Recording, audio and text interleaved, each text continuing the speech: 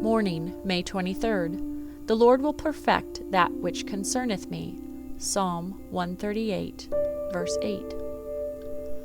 Most manifestly, the confidence which the psalmist here expressed was a divine confidence. He did not say, I have grace enough to perfect that which concerneth me. My faith is so steady that it will not stagger. My love is so warm that it will never grow cold. My resolution is so firm that nothing can move it. No, his dependence was on the Lord alone.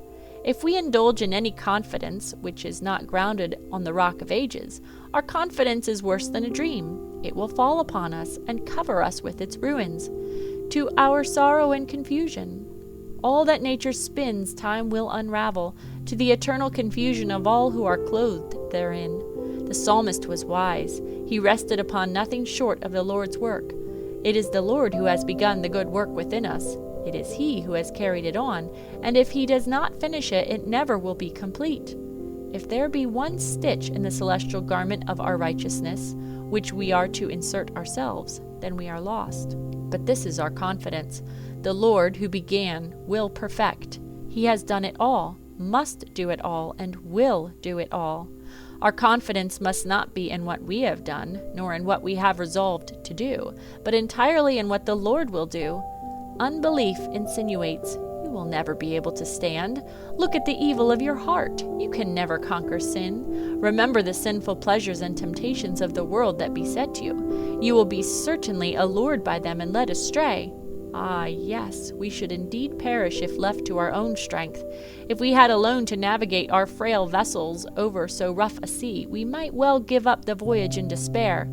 But, thanks be to God, He will perfect that which concerneth us, and bring us to the desired haven. We can never be too confident when we confide in Him alone, and never too much concerned to have such a trust.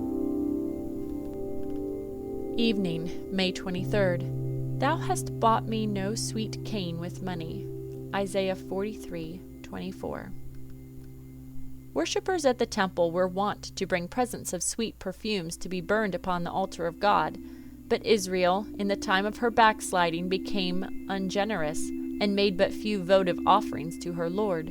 This was an evidence of coldness of heart towards God and His house. Reader, does this never occur with you?